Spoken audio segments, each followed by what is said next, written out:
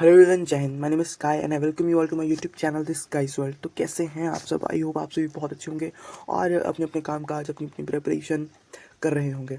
So as you all know कि मैं अपने यूट्यूब चैनल पे करंट अफेयर्स के रिगार्डिंग, अलग अलग पर्सनैलिटी डेवलपमेंट के रिगार्डिंग और ऐसी वीडियोस लाता रहता हूँ जो आपकी लाइफ में आपकी बहुत ज़्यादा हेल्प करती हैं। ठीक है, तो आज ही कुछ ऐसी वीडियो है, ये एजुकेशन के रिगार्डिंग है और एजुकेशन में भी ये सिविल सर्विसेज एग्ज़ाम्स में एक पोर्शन आता है हमारा ऐसे का, उसके रिगार्डिंग है। आपको वैसे थंबनेल देख के भी पता चली गया होगा, बट ये सिर्फ सिविल सर्विसेज स्पेसिफिक नहीं रहेगी कि जैसे ऐसे को हम होलिस्टिकली लेके चलेंगे कि एक्चुअल में ऐसे पूछे ही क्यों जाते हैं, ऐसे की नीड क्या रहती है और ऐसे को एक्सप्लेन करने के डिफरेंट डिफरेंट कंपोनेंट्स क्या होते हैं। ठीक है, उनको हमने कैसे डील आउट करना है, कौन कौन से और तरीके हैं, राइट। और वहाँ पे हम कौन सी चीज़ इनपुट कर सकते हैं, कौन सी चीज़ इनपुट नहीं कर सकते हैं, राइट। और फिर वहाँ पर कुछ ऐसी चीज़ें होंगी जहाँ पे जो कुछ मिथ्स हैं एसेस के रिगार्डिंग, जो हमारे माइंड में एक तरह से इम्प्लांट कर दिए जाते हैं for their like you can say economic say can all, right, कि इकोनॉमिकली उनको बस फ़ायदा हो जाए, उसकी वजह से वो हमारे माइंड में कुछ भी चीज़ें इम्प्लांट करते हैं। तो ऐसे मिथ्स को भी हम ब्रेक करेंगे एंड हम डिटेल में जानने की कोशिश करेंगे कि एसेस होते क्या हैं और एसेस को हमें कैसे अप्रोच करना है। ओके, सो यहाँ पर आगे बढ़ने से पहले मैं आपको चीज़ें बता देना चाहता हूँ कुछ, कि आप मुझे टेलीग्राम एंड इंस्टाग्राम पे भी फॉलो कर सकते हो। टेलीग्राम एंड इंस्टाग्राम पे आपको हमारे चैनल के रिगार्डिंग अलग अलग अपडेट्स मिलती रहेंगी कि कब कौन सी वीडियो आने वाली है, क्या चीज़ें हैं, कौन सी नोटिफिकेशन आई हुई है, कब किस चीज़ पर आप कैसे वर्क कर सकते हो। हर तरह की चीज़ें आपको अवेलेबल हो जाती है हमारे YouTube Telegram and Instagram channel पे, so you can also join that. So without wasting any time, let's get started with our topic which is essay. अब जो ऐसे होता है यार, अब आपने देखा भी होगा, जब हम छोटे होते थे तो हम क्लास 6 to 12 में पढ़ते थे, तो मान के चलो दिस इज़ यू। अब आपसे ऐसे पूछने का तुक ही क्या बनता है यार। ऐसे एक ऐसी चीज़ है जहाँ पे आपको पता है कि आपको एक्सटेंसिवली बहुत ज़्यादा कंटेंट पुट इन करना है सिर्फ एक टॉपिक के रिगार्डिंग, तो ये पूछा क्यों जाता है। यहाँ पर एक बात बहुत ज़्यादा ध्यान रखने की ज़रूरत है कि हम किसी चीज़ को तब बहुत अच्छे से कर पाएंगे जब हमें उसकी एक्चुअल नीड पता है। ठीक है, अगर आपको नीड पता है ना तो आप कोई भी काम अच्छे से कर दोगे, बट आपको नीड नहीं पता है और आप जस्ट एग्जाम क्लियर करने के लिए, उस जॉब पे जाने के लिए, उस स्पेसिफिक चीज़ में मार्क फेच करने के लिए वो चीज़ कर रहे हो ना, और आपको नीड नहीं पता है, आप जस्ट रट रहे हो चीज़ों को, तो वहाँ पे वो चीज़ करना बहुत मुश्किल हो जाता है। तो एक्चुअल नीड क्या है, कि एग्जामिनर क्या जानना चाहता है आपसे, एक ऐसे पूछ के कि आप कितने मल्टी डायमेंशनल हो, राइट। आप एक जगह पे खड़े होके कितनी चीज़ों के बारे में सोच सकते हो, राइट। आपको अगर किसी चीज़ के बारे में सोचना हो, बोलना हो, करना हो, डिसीजन मेकिंग करनी हो, कुछ भी हो, ठीक है, और आपको उसके डिफरेंट डिफरेंट पर्सपेक्टिव्स को बिना क्रिटिक हुए, बिना अदर चीज़ों को, होता है ना कि मान के चलो आप में और किसी पर्सन में बातचीत हो रही है, आप में और किसी पर्सन में बातचीत हो रही है, ठीक है, और वहाँ पे मान के चलो एक कोई टॉपिक था, ठीक है, बट आप देखोगे over the period of time वो एक टॉपिक रहता नहीं है, वो 1 से 2 हो जाता है, 2 से 3, 3 से 4, 4 से 5, पता नहीं कितने टॉपिक निकल आते हैं। बट वहाँ पे सबसे ज़्यादा वैल्यूएबल वो पर्सन होता है जो एक टॉपिक को बहुत अच्छे से अंडरस्टैंड कर लेता है और उसके डिफरेंट डिफरेंट पर्सपेक्टिव्स को, ठीक है, वो कनेक्ट कर पाता है।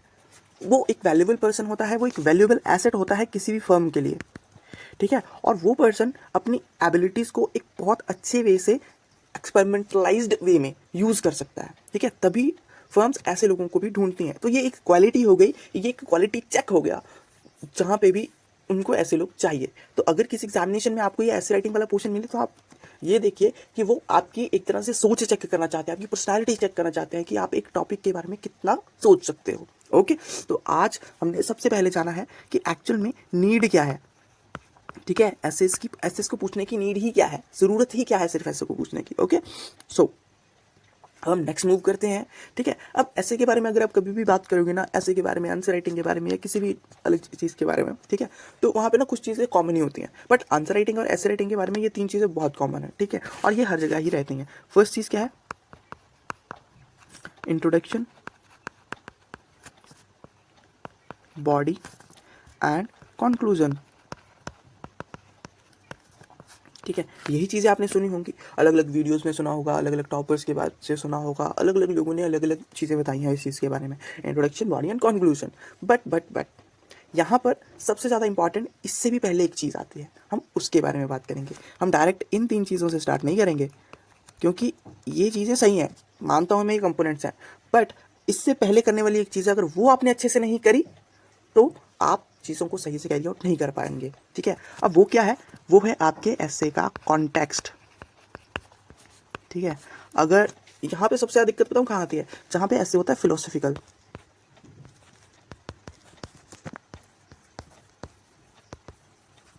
जहाँ पे ऐसे होगा फिलोसफिकल, वहाँ पे आपको बहुत ज़्यादा दिक्कत आने वाली है।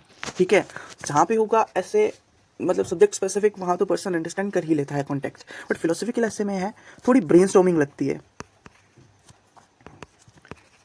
थोड़ी ब्रेनस्टॉर्मिंग लगती है, और ब्रेनस्टॉर्मिंग करनी ही पड़ेगी। ठीक है, ब्रेनस्टॉर्मिंग का कोई सब्स्टिट्यूट है ही नहीं यहाँ पर। ठीक है, तो ब्रेनस्टॉर्मिंग करोगे, अंडरस्टैंड करोगे। देखो, जब भी कोई लाइन लिखी होती है ना, उसका सेम एज इट इज़ वो मतलब नहीं होता जो आपके माइंड में फर्स्टली वो कर रहा है। अगर आपको उसकी डिफरेंट डिफरेंट कंपोनेंट्स को एनालाइज करना पड़ेगा, देखना पड़ेगा कि क्या है क्या नहीं है। आपको एक एसेस के रिगार्डिंग मैं एक सीरीज़ भी लाऊंगा, जहाँ पे मैं आपको डिफरेंट डिफरेंट फिलोसफिकल एसेस की मीनिंग बताऊंगा, उनके कॉन्टेक्स्ट बताऊंगा, उनको कैसे कैसे कैसे लिखा जा सकता है, उनके रिगार्डिंग एक डिटेल्ड वीडियो लाऊंगा। बट यहाँ पे आप अपने माइंड में ये चीज़ इम्प्लांट कर लीजिए कि कॉन्टेक्स्ट समझना, संदर्भ समझना एसे की आत्मा है। अगर आपने उसका कॉन्टेक्स्ट गलत समझ लिया है तो आपका पूरा ऐसे गलत हो जाएगा, चाहे वो इंट्रोडक्शन लिख दो, बॉडी लिख दो, कंक्लूजन लिख दो, सारी चीज़ें गलत हो जाएंगी। ठीक है, तो इन कॉन्टेक्स्ट बहुत ज़्यादा इंपॉर्टेंट है। और सही कॉन्टेक्स्ट हम कैसे समझ सकते हैं, एक्चुअल में प्रॉपर ब्रेनस्टॉर्मिंग करके। अगर आपको आदत पड़ी हुई है एक तरह से रटने की, लोग रटते हैं ना, लोग रटते हैं ज़्यादातर चीज़ों को, लाइक कुछ भी चीज़ आ जाए हमने बस याद करना है, राइट। कोट हो गया या कुछ भी चीज़ यार, मतलब इवन मैथ्स के फॉर्मूले, हर चीज़ों को लोग रटते हैं। तो रटने वाले लोगों को ये बहुत दिक्कत होने वाली है कि यहाँ पे कॉन्टेक्स्ट रटा नहीं जा सकता कभी भी किसी चीज़ का, क्योंकि most of the times exams में कुछ ऐसे ऐसे पूछे जाते हैं जो आपने कभी सुने भी नहीं होते। ठीक है, तो वहाँ पर एज इट इज़ आपको उस चीज़ को कंसिडर करना पड़ेगा और वहाँ से एक सोच डिराइव करनी पड़ेगी, राइट। एक थॉट प्रोसेस आपका ड्राइव होगा, एक थॉट प्रोसेस आपका ड्राइव होगा वहाँ से। और जब आपको थॉट प्रोसेस ड्राइव करना है तो आपकी एक इंडिविजुअल थिंकिंग चाहिए। आप किसी और पर्सन की थिंकिंग से, किसी और पर्सन की चीज़ों से उसको कैरी आउट ही नहीं कर पाओगे। ठीक है, तो अलग अलग ऐसे से, अलग अलग चीज़ों से इंटरेक्शन करना बढ़ा दो, जितनी ज़्यादा आपकी इंटरेक्शन बढ़ेंगी। ठीक है, ठीक है, और अपने आप पे चेक ज़रूर रखो। ठीक है, इंटरेक्शन करी, उसके बाद जज करो कि एक्चुअल मीनिंग क्या था उसका। ठीक है, आपने एक सोच बनी ना आपको पढ़ने के बाद, उसके बाद देखो एक्चुअल मीनिंग क्या था। अब यहाँ पे इन दोनों को मैच करना है। ठीक है, कि इसमें कमी कितनी रह गई, कितना मार्जिन गैप था, और यहाँ से आपको समझ आएगा कि आपको कितनी एफर्ट्स और करनी है अपनी ब्रेनस्टॉर्मिंग की पावर को और एनहेंस करने के लिए, राइट। तो इस प्रोसेस में आप कॉन्टेक्स्ट को समझने की अपनी कैपेबिलिटीज़ को इंक्रीज़ कर सकते हो। किसी पे डिपेंड रहने की ज़रूरत नहीं है, कोई कहीं पे भी जाने की ज़रूरत नहीं है। ठीक है, बट हाँ, अपनी कैपेबिलिटीज़ को आप बहुत अच्छे से इन्हांस कर सकते हो, बट तभी कर सकते हो जब आपका माइंड सेटल है और आप उन चीज़ों को करने के लिए एक तरह से आपके अंदर से ही वो चीज़ आ रही है। ठीक है, सो नाउ हम कुछ टिपिकल पुरानी बातों को कर लेते हैं।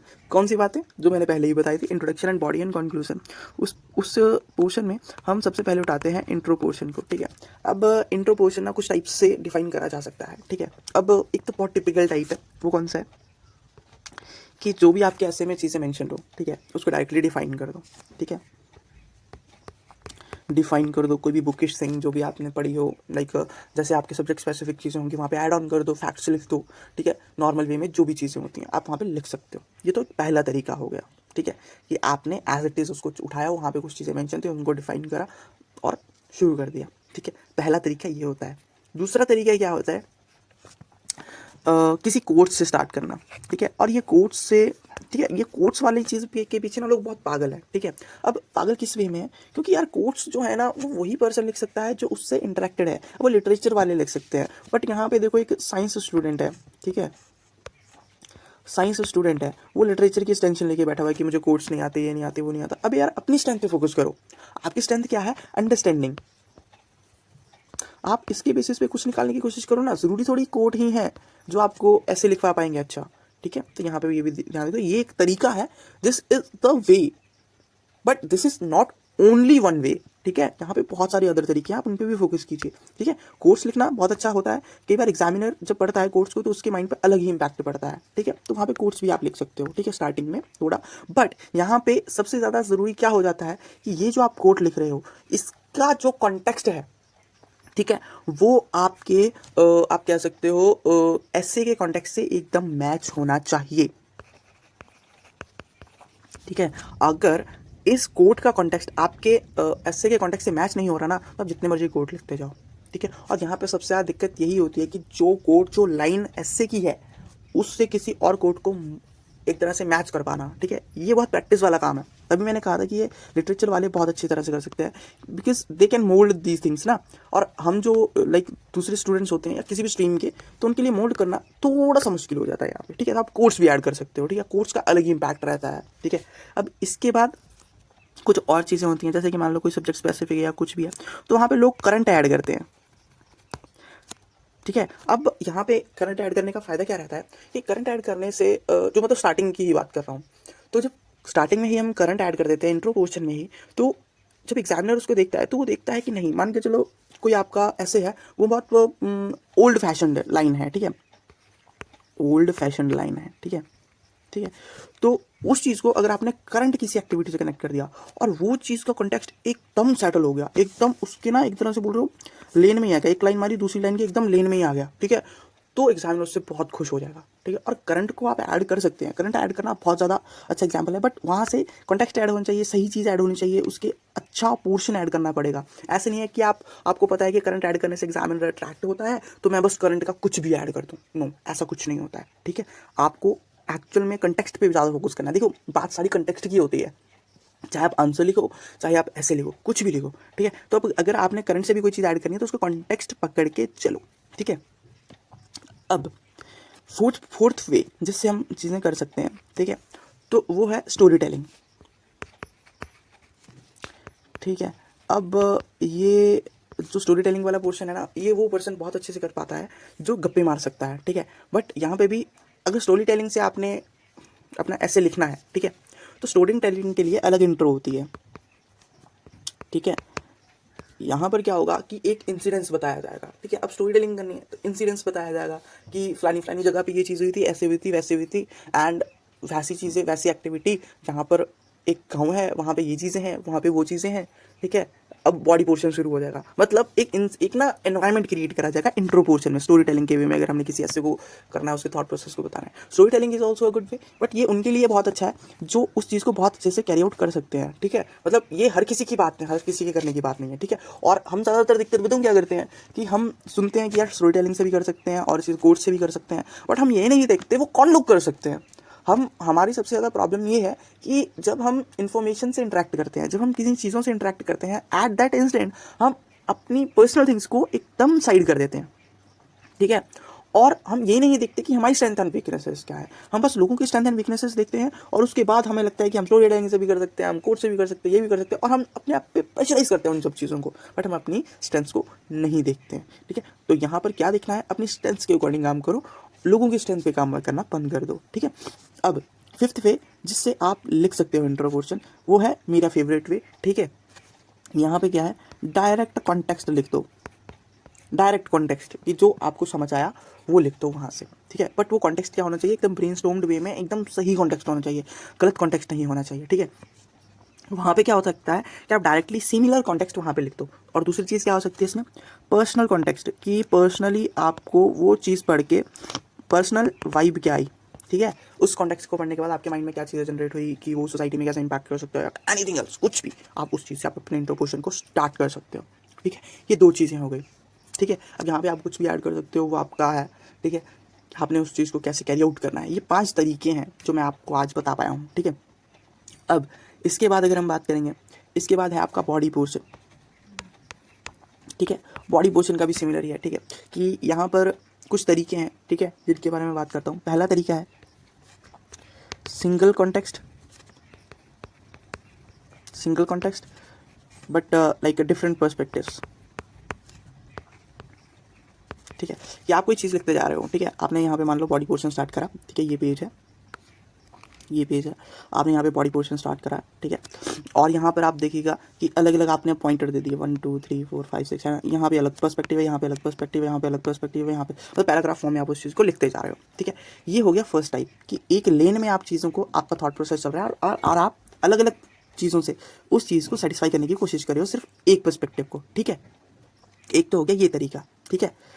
दूसरा तरीका होता है कि जो पॉजिटिव नेगेटिव्स हैं, ठीक है, कोई भी टॉपिक है वहाँ से आपको वाइब जनरेट हुई है, पॉजिटिव, पॉजिटिव और नेगेटिव, ठीक है। दोनों में से कोई भी वाइब जनरेट हुई है, दोनों जनरेट हुई है एक टॉपिक से, क्योंकि कभी भी एक टॉपिक का कोई सिर्फ पॉजिटिव नहीं होता और एक टॉपिक का कभी भी सिर्फ नेगेटिव नहीं होता। तो आप दोनों चीज़ों को कंसिडर करके अब इनको लिखने के वे अलग होते हैं, ठीक है। या तो आप ऐसे कर सकते हो कि आपके पॉजिटिव के 6 पॉइंट्स हैं और आपके नेगेटिव के 6 पॉइंट्स हैं, ठीक है। आप इनके कंपैरिजन में भी चीज़ें कर सकते हो। बट ना कुछ लोग कंपैरिजन के लिए ऐसे में ज़्यादातर यूज़ करते हैं कंपैरिजन करने के लिए ये लाइन। तो ऐसे में ऐसी लाइन मार के कंपैरिजन मत करो, ठीक है, क्योंकि वो सही नहीं लगता, अच्छा नहीं लगता, मतलब ऐसे का फॉर्मेट नहीं लगता है वो, ठीक है। तो ऐसे लाइन मार के ऐसे में कभी भी वो चीज़ मत करो, ठीक है। कंपैरिजन करना है तो अलग अलग लिख लो, लाइक पहले पॉजिटिव्स लिख लो, ठीक है, फिर पॉजिटिव लिख लो, उसके बाद उसके पैराग्राफ्स वगैरह जो भी चीज़ लिखनी है वो लिख दो, ठीक है। उसके बाद नेक्स्ट टाइम पे आपने जाना है वहाँ पे लिख दो नेगेटिव लिख दो। उसके बाद जो भी चीज़ें आपने कैरी आउट करनी है वो चीज़ें आप लिख दो, ठीक है। इस वे में कर सकते हो, या एक और चीज़ कर सकते हो। अब ये जो मैं चीज़ बता रहा हूँ पॉजिटिव नेगेटिव्स के कंटेक्स्ट में ही है, ठीक है, बट ये आपके फर्स्ट ऑप्शन से कहीं ना कहीं सिमिलर है, ठीक है। कैसे? सिंगल कॉन्टेक्स्ट वाले से। यहाँ पर कंटेक्स्ट सिंगल नहीं रहेगा, यहाँ पे फॉर्मेट सिमिलर रहेगा कि आपने जैसे बात शुरू करी है, ठीक है, तो वहाँ पे आपने ऐसे मान लो कोई इंट्रो दे दिया है, आपने अपने बॉडी पोर्शन का इंट्रो दे दिया है, ये आपके बॉडी पोर्शन का इंट्रो है। यहाँ से जब आपने करना स्टार्ट करा है तो आप पॉइंट 1 ऐड करा है। 1 में आपने सिमिलर पर्सपेक्टिव के बोथ पॉजिटिव एंड नेगेटिव वहाँ पे मेंशन करे। आप सिर्फ एक लेन में नहीं चल रहे हो, आप उस टॉपिक स्पेसिफिक हर चीज़ को एड्रेस कर रहे हो, पॉजिटिव को भी एड्रेस कर रहे हो, नेगेटिव को भी एड्रेस कर रहे हो। Okay, got it. So this is the thing आप यहाँ पे यूज़ कर सकते हो, ठीक है। And third thing is story telling, ठीक है। यहाँ पे तो मैंने आपको पहले ही बता दिया कि आपको डिफरेंट कैरेक्टर्स, डिफरेंट चीज़ों के बारे में अंडरस्टैंडिंग होनी चाहिए। अब यहाँ पे दिक्कत क्या होगी कि जो आपने एनवायरनमेंट क्रिएट करा है, जो स्टोरी टेलिंग में मैंने बताया था ना कि आपको वो करना है, एनवायरनमेंट क्रिएट करना स्टार्टिंग में, ठीक है, कि वो चीज़ें क्या हैं, उसके रिलेटेड पहले इश्यूज़ क्या हो चुके हैं, अब राइट नाउ क्या इशू चल रहा है, कौन कौन सी चीज़ें हैं उसमें, कौन कौन से पर्सपेक्टिव से कौन कौन से पर्सन उससे जुड़े हुए हैं। तो राइट नाउ की चीज़ आपको कंसिडर करनी पड़ेगी और उसको कनेक्ट करने पड़ेगा नीड से, ऐसे की नीड से, और ऐसे की नीड को उससे कनेक्ट करते हुए उसको आपको एक एंड में लेके जाना पड़ेगा। और वहाँ पर आपको वही चीज़ें रिकॉल करनी पड़ेंगी जो आपने इंट्रो एंड बॉडी के इंट्रो में बताई होगी, ठीक है। बॉडी का भी अगर अलग अलग आप इंट्रो बनाओगे ना, ठीक है, वहाँ पे आप कुछ चीज़ें मेंशन करोगे तो वहाँ पे उस चीज़ को रिकॉल करना पड़ेगा, ठीक है। तो उस चीज़ को ध्यान में रखते हुए अपनी स्टोरी फॉर्मेशन करनी है वहाँ पे। अगर आप स्टोरीज बनाने में अच्छे हो तो आप ये चीज़ बहुत अच्छे से कर सकते हो, ठीक है।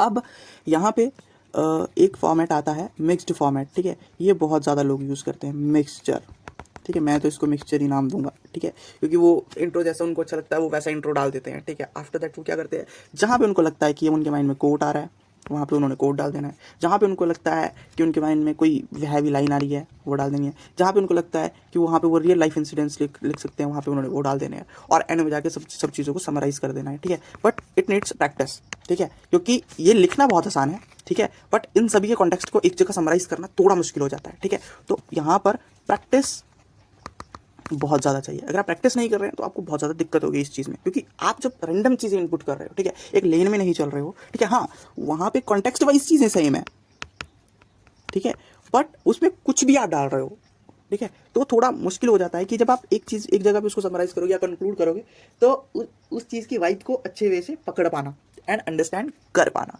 Okay, so this is all about body portion, ठीक है। अब हम चलते हैं अपने कंक्लूजन पोर्शन की तरफ कि हम कंक्लूजन कैसे लिख सकते हैं अच्छे वे से, ठीक है, और कंक्लूजन में क्या क्या चीज़ें इंपॉर्टेंट होती हैं। कंक्लूजन मतलब निष्कर्ष, ठीक है। अब ये ना एक तरह की बातचीत की तरह ही हो जाता है यार, कि हमने कोई चीज़ स्टार्ट करी और एंड में जाके उसका कंक्लूजन दे दिया। और कंक्लूजन में कभी भी आप देखो, हम कभी भी नेगेटिव बात नहीं करते हैं। हम बोलते हैं ना कि जब मान के चलो कोई लड़ाई हो रही हो, कोई नॉर्मल बात ही हो रही हो, तो एंड में हम बोलते हैं कि नहीं यार कंक्लूड कर देते हैं आप इस चीज़ को, तो हम शांति से सब चीज़ें सेटल करने की कोशिश करते हैं। तो कंक्लूजन का मतलब होता है कि जो भी आपने रायता फैलाया है पूरे ऐसे में, जिस भी चीज़ के बारे में आप बात कर रहे थे, उसको एक समराइज़ करो। पहले तो उसको समराइज़ करो और वहाँ से क्या थॉट प्रोसेस निकल रहा है उसको वहाँ पे इम्प्लांट करो, ठीक है। जब आप इस वे से अपना ऐसे लिखोगे, ठीक है, तो आपको सोचना नहीं पड़ेगा, बिल्कुल सोचना नहीं पड़ेगा कि मैं ऐसे का कंक्लूजन कैसे लिखूं कैसे नहीं लिखूं, ठीक है, क्योंकि आपके ही थॉट प्रोसेस आपको बता देगा कि आपकी सोच किस डायरेक्शन में जा रही है और आपको क्या लिखना है। बट यहाँ पर कुछ चीज़ें हैं जहाँ पर आपको ध्यान रखना है, ठीक है, कि आप यहाँ पे क्रिटिक चीज़ें नहीं लिख सकते। क्रिटिक चीज़ें कभी नहीं लिखनी है। क्रिटिक एक लैंग्वेज होती है, ठीक है, वो चीज़ें कभी नहीं लिखनी है, क्रिटिकल लैंग्वेज यूज़ नहीं करनी है। हाँ, आप नेगेटिव टर्म यूज़ कर सकते हो, क्योंकि पॉजिटिव नेगेटिव्स तो वहाँ पे मेंशन करने पड़ेंगे ना। आप कैसे एक सिविल सर्वेंट बन पाएंगे या कैसे आप एक अच्छे गवर्नमेंट एम्प्लॉय बन पाएंगे, राइट, जब आप सिर्फ पॉजिटिव ही देख रहे हो, आप नेगेटिव देख ही नहीं रहे हो, ठीक है। तो नेगेटिव लिख सकते हैं बट क्रिटिक नहीं लिख सकते। सेम चीज़ होती है, कोई पर्सन बोलता है वो बहुत क्रिटिक लग जाती है, वो सीधी एक तरह से ना दिल को चीरने वाली चीज़ होती है, ठीक है। बट सेम चीज़ कोई और पर्सन बोलता है एकदम चीज़ों को एक तरह से उसका नेगेटिव पर्सपेक्टिव बताने के लिए, बट वो बहुत जेंटल होता है, ठीक है। तो ये फ़र्क होता है, इंसानों में फ़र्क होता है, सोच में फ़र्क होता है, ठीक है। तो आपने जो ये फ़र्क हुआ, ये इंसान है, ठीक है, ये एक अच्छे गवर्नमेंट एम्प्लॉय बन जाते हैं और अपनी लाइफ में बहुत एक्सेल करते हैं, ठीक है। तो एक नेगेटिव चीज़ को भी बहुत जेंटल वे में बोल सकते हैं, ठीक है। और ये सब चीज़ें जितनी भी मैं बता रहा हूँ, जैसे मैं बता रहा हूँ, ठीक है, ये सब चीज़ें पॉसिबल हैं ब्रेनस्टॉर्मिंग की वजह से, और वो आपको करनी पड़ेगी, ठीक है। तो अब ना थोड़ा चलो इसी वर्ड को उठा लेता हूँ, ठीक है। तो यहाँ से हम बात कर लेते हैं कुछ मिथ्स के बारे में, ठीक है। तो फर्स्ट मिथ ये क्रिटिक्स के रिगार्डिंग है, ठीक है, ठीक है। अब क्रिटिक्स क्या है, तो मैंने वो जो मैंने सेम चीज़ बताई है ना कि आपको नेगेटिव लिखना है, आपको क्रिटिक नहीं लिखना है। नेगेटिव एंड क्रिटिक में बहुत डिफरेंस है, ठीक है। नेगेटिव चीज़ अगर आप बोलोगे ना तो उसका एक वे होता है, ठीक है, और नेगेटिव चीज़ एक पॉजिटिविटी साउंड करती है, बिकॉज अगर आप नेगेटिव चीज़ को भी देखोगे तब आप एक अच्छे ह्यूमन हो, आप एक स्टेबल ह्यूमन हो। बट आपको 24 घंटे क्रिटिक ही दिखता रहता है, या मानकर चलो अगर आपको 24 घंटे पॉजिटिविटी ही दिखती रहती है तो आप बहुत अनस्टेबल पर्सन हो, ठीक है। आप जब भी कहीं पे घुसते हो आप एक ही तरह की चीज़ों को देखते रहते हो, आप ये देखते ही नहीं हो कि कौन कौन सी चीज़ें वहाँ पे एक्चुअल में अचीव हो चुकी हैं। तो वो एक डायरेक्ट करता है कि आप एक डिस्टर्ब्ड पर्सनालिटी हो, ठीक है। तो वहाँ पे आपको वो चीज़ चेंज करने की ज़रूरत है, आपको हर चीज़ को होलिस्टिकली देखने की ज़रूरत है, एक्चुअल वे में इम्प्लीमेंटेशन पे फोकस करने की ज़रूरत है कि काम को हमें कैसे करना चाहिए, कौन सी चीज़ पे किस वे में हमें अप्लाई करना चाहिए। और वो कब हो सकता है, जब आप अपनी सोच को खोलोगे। और यहाँ पर ये चीज़ एक खुली सोच की निशानी है कि आप ज़्यादा क्रिटिक नहीं होते हो, आप लोगों को बोलने से पहले सोचते हो। बोलते हैं ना, एक लाइन है कि अगर किसी को अप्रिशिएट करना हो ना तो वो सबके सामने करो, ठीक है, और अगर किसी को एक तरह से उसकी गलती गिनवानी हो ना तो वो साइड में जाके गिनवाओ उसकी गलती। बिकॉज उससे क्या फ़ायदा होता है, एक जो पर्सन है, जो इंडिविजुअल है, उसका मोरल बहुत बूस्टअप होता है, ठीक है, कि नहीं मेरे को मेरी गलती पता चल गई, अब मेरे को इस पर काम करना है, ठीक है। और वो कैसे पता चलता है, विदाउट एनी सोशल प्रेशर, ठीक है, बिना किसी सोशल प्रेशर के उसको उसकी गलती पता चल गई। अब जब बिना सोशल प्रेशर के उसको उसकी गलती पता चल गई, उसके लिए उस चीज़ पे काम करना बहुत इजी हो जाता है। बट जब सोशली उसकी एक तरह से बेइज्जती हो जाती है और तब उसको वो काम करना पड़ता है, तो कई बार कई लोग नेगेटिव लाइन में चले जाते हैं। और कोई पर्सन उनके लिए चाहे कुछ अच्छा भी बोल रहा हो, राइट, कि हाँ कि आपने ये स्पेसिफिक चीज़ करी है, ऐसे करिए वैसे करिए, और 4 लोगों में बोल दिया हो तो उस चीज़ पे काम ही नहीं करता है, ठीठपना हो जाता है, आ जाता है इंसान, ठीक है। तो ये सिर्फ एक सोच का डिफरेंस है, ठीक है। तो ये आप ध्यान रखिएगा, ठीक है, कि चीज़ों को हमने कैसे कैरी आउट करना है, ठीक है। एंड नेक्स्ट मिथ है आपका, ठीक है, एक्सटेंसिव कोर्स, ठीक है। इनके पीछे आपको भागना नहीं है, मैं सीधी बात बता रहा हूँ, ज़्यादा बात नहीं करूँगा, बहुत लंबा सेशन चल चुका है। कोर्स के पीछे आपको बिल्कुल भी भागना नहीं है। आप चीज़ों को ये कर सकते हो, 2 या 3 कोर्स डेली के ऐड ऑन करना शुरू कर दो अपनी इन्वेंट्री में। मैंने देखा लोग अननेसेसरीली मतलब ना ज़्यादा टाइम ऐसे इन्वेस्ट कर रहे हैं। क्यों? आपको पता ही नहीं है एग्ज़ाम में क्या पूछा जाएगा, बिल्कुल नहीं पता है, ठीक है। और आप ये कर सकते हो कि थोड़े थॉट प्रोसेसेस वहाँ से निकाल सकते हो। आप डेली लेवल बेसिस पे बहुत सारी वीडियो से इंटरेक्ट करते हो, वहाँ पे कोर्स बोले जाते हैं, आप बहुत सारी चीज़ें पढ़ते हो, वहाँ से जो निकलती हैं चीज़ें उनको अपने माइंड में रखते जाओ, जहाँ से आप कुछ सीख रहे हो, ठीक है, पर्सनैलिटी डेवलपमेंट या कुछ। आपको एक अलग से टाइम डेडिकेट नहीं करना है इस चीज़ के लिए कि आपके पास एक इन्वेंट्री बन चुकी है जहाँ पे आपने 1200 कोर्स लिखे हुए हैं। उसका कोई फ़ायदा नहीं है यार, this is just a waste of time. हाँ, इस कोर्स देखते देखते पढ़ते पढ़ते मज़ा आने लगता है कि बहुत अच्छा है, बहुत बढ़िया लग रहा है, ठीक है। तो मैं बता दूं, इससे कोई मज़ा नहीं आता, कोई चीज़ नहीं होती, ठीक है। आपको जस्ट अपने आप पे फोकस करना है, अपनी चीज़ों पे फोकस करना है, अपनी स्किल्स पे फोकस करना है, ठीक है, और उस पर काम करते जाओ धीरे धीरे। और इसमें प्रैक्टिस करनी है, लिखने की प्रैक्टिस करनी है ज़्यादा से ज़्यादा। और जैसे आप ज़्यादा से ज़्यादा लिखने की प्रैक्टिस करोगे तो आपको उसका रिजल्ट साथ के साथ मिलता जाएगा, ठीक है। अब यहाँ पे एक और मिथ है, ठीक है, और ये ऐसे की रिगार्डिंग है कि एक्सटेंसिव रिसोर्सेज फॉलो कर रहे हो, ठीक है। अब ऐसे का जैसे मैंने पूरी चीज़ आपको एक्सप्लेन करी है, यहाँ पे रिसोर्सेज का कोई मतलब नहीं है। आपने अपने सारे, हाँ, सब्जेक्ट स्पेसिफिक ऐसे में हो जाता है कि जैसे अगर आपने सब्जेक्ट्स कवर नहीं करे हैं तो थोड़ी दिक्कत हो जाती है किसी सब्जेक्ट स्पेसिफिक से इंटरेक्ट करने को, ठीक है।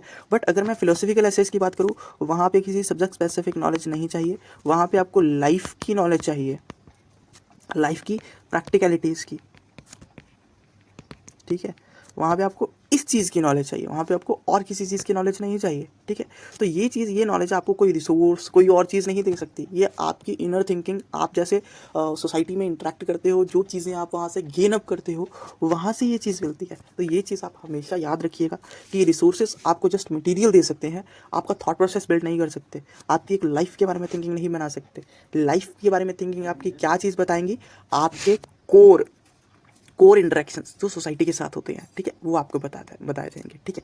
और यहाँ पे एक और चीज़ ऐड कर सकता हूँ, बुक्स वाला, कि आपको बुक्स पढ़नी चाहिए एसएस के लिए। यार क्या ही है इतना सब कुछ पढ़ने को, अब आप एसएस के लिए भी बुक्स पढ़ोगे। एसएस का कॉन्टेक्स्ट मैंने बता दिया है, सब चीज़ें मैंने बता दी हैं, जस्ट प्रैक्टिस करो, अंडरस्टैंड करो और देखो वहाँ पे क्या क्या चीज़ें हो सकती हैं ऐड ऑन। और मॉडल एसएस उठा लो, वहाँ पे देखो कौन कौन सी चीज़ कैसे ऐड कर रखी है और आप वहाँ पे कैसे कैसे एक्सपेरिमेंट्स कर सकते हो, ठीक है। तो ये हमेशा ध्यान रखना, don't follow extensive resources, just practice. ये प्रैक्टिस की बात है बाबा, यहाँ पे आपके रिसोर्सेज धरे के धरे रह जाएंगे और आपको कोई आउटपुट नहीं मिलने वाले, ठीक है। अब यहाँ पर ना अपनी तरफ से ऐड ऑन करके मैं आपको एक सॉल्यूशन बताता हूँ, ठीक है। ये कोर सॉल्यूशन है, ठीक है। अब कोर सॉल्यूशन है कौन सा, कि आपको ब्रेनस्टॉर्मिंग करनी ही पड़ेगी।